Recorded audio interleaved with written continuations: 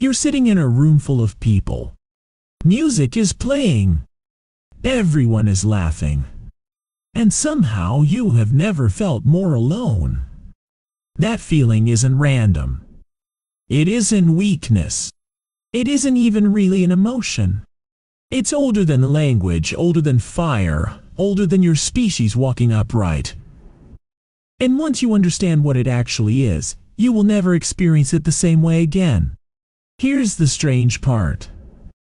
Loneliness isn't something your brain does to punish you. It's something your brain does to save you.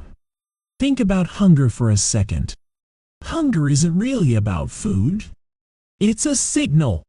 Your body senses low energy, and it fires an alarm so loud you can't ignore it, because ignoring it might kill you.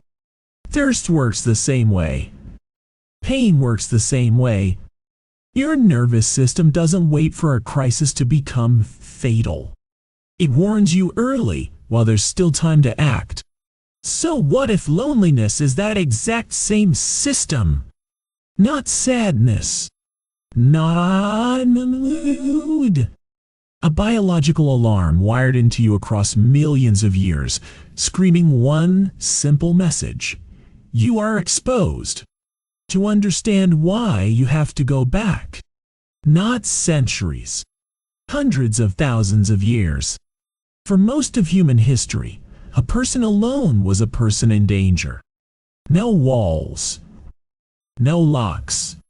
No emergency numbers to call. If a predator came at night, survival depended on numbers. Someone kept watch while others slept. Someone helped carry the injured. Someone shared meat when your hunt failed and you shared yours when theirs did. A human without a group wasn't independent. A human without a group was prey. The anthropologist Robin Dunbar spent decades studying exactly why the human brain grew as large as it did, and his answer surprised a lot of people. It wasn't tool use. It wasn't hunting. It was tracking relationships. Dunbar's research suggested the human brain expanded largely to manage the complexity of social bonds, to remember who owed who a favor, who could be trusted, who might betray you.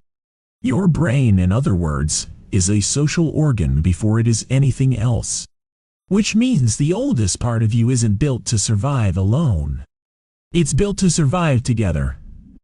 So when you feel that gnawing discomfort of being disconnected, even in a crowd, even with people around you, that isn't your mind malfunctioning. That's your ancient survival system checking your surroundings and finding a gap. It's asking a question your ancestors needed, answered constantly. Do I have backup? Is someone watching my back? Am I safe? Here's where it gets stranger. The psychologist John Cacioppo, who spent much of his career studying loneliness at the University of Chicago, found something researchers didn't expect. Loneliness doesn't just feel bad. It physically changes your body. Cacioppo's research linked chronic loneliness to elevated cortisol, disrupted sleep, and a weakened immune response, almost as if the body were bracing for a physical threat that never actually arrives. Why would isolation trigger a stress response identical to danger? Because to your nervous system, isolation was danger. For a Pleistocene human separated from the group, being alone at night wasn't a bad feeling. It was a countdown. Every hour alone increased the odds of not seeing morning. Your body still runs that ancient calculation today, even sitting safely on your couch with the doors locked and the lights on. But the story gets even more counterintuitive. You'd assume loneliness would make you crave connection so badly that you'd become warmer, more open, easier to approach. The opposite tends to happen. Cacioppo's studies found that lonely individuals often become hypervigilant to social threat. They start noticing rejection that isn't there. They interpret a neutral glance as a cold one, A slow reply is a sign they don't matter. The alarm system, in trying to protect you, starts seeing danger everywhere, even in rooms full of people who like you just fine. It's a trap built by evolution, and it made sense once. If you were the lone member of your tribe wandering the plains, extreme caution around strangers kept you alive. Suspicion was survival. But you're not wandering the plains anymore. You're scrolling a feed at midnight, and that same suspicion is quietly convincing you that nobody would notice if you disappeared. So how bad is loneliness, biologically speaking, really? In 2010, the psychologist Julianne Holt-Lunstad led a massive meta-analysis combining data from over 300,000 people, examining how social connection influenced mortality risk. Her findings were staggering.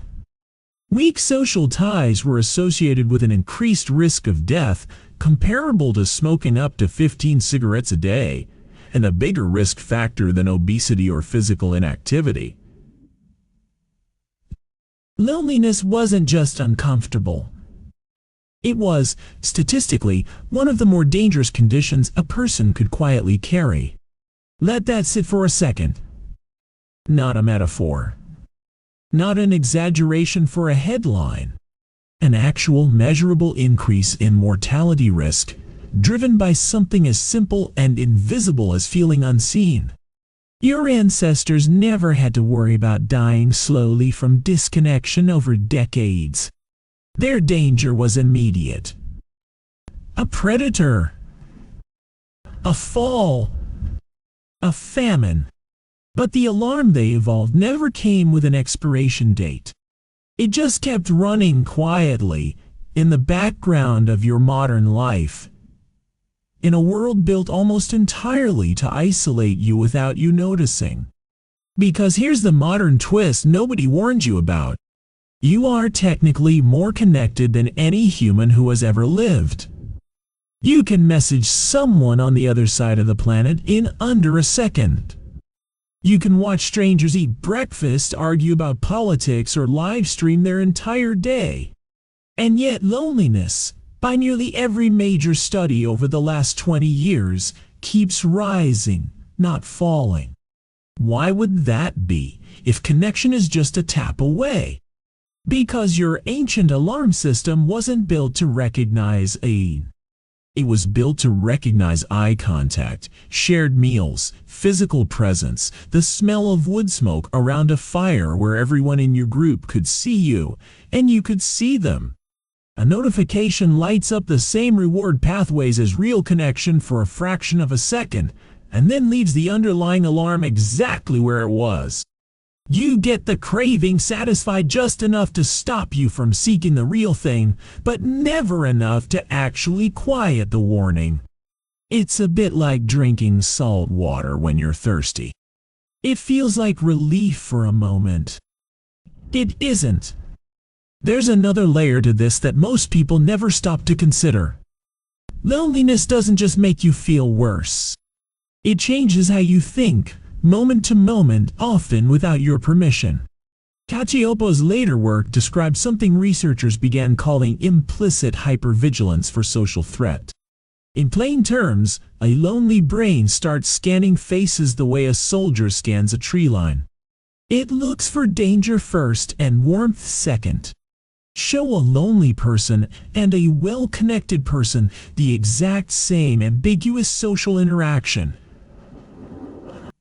A shrug, a pause before a reply, a joke that could be read two ways, and they will often walk away with two completely different stories. One person sees nothing. The other sees rejection. Why would evolution build something so seemingly self-defeating? Because for most of human history, misreading a threat as harmless could get you killed, but misreading a friendly gesture as hostile mostly just cost you a little awkwardness. When the stakes are that lopsided, caution wins every time. A brain that assumes danger and turns out wrong loses very little.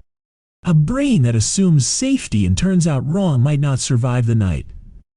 So evolution built you to lean toward suspicion the moment you're isolated because a suspicious ancestor alone in the dark had better odds than a trusting one. The problem is that the modern world almost never asks you to make that trade-off anymore, and your alarm system doesn't know that. Consider how radically different your daily environment is from the one your body still thinks you're living in.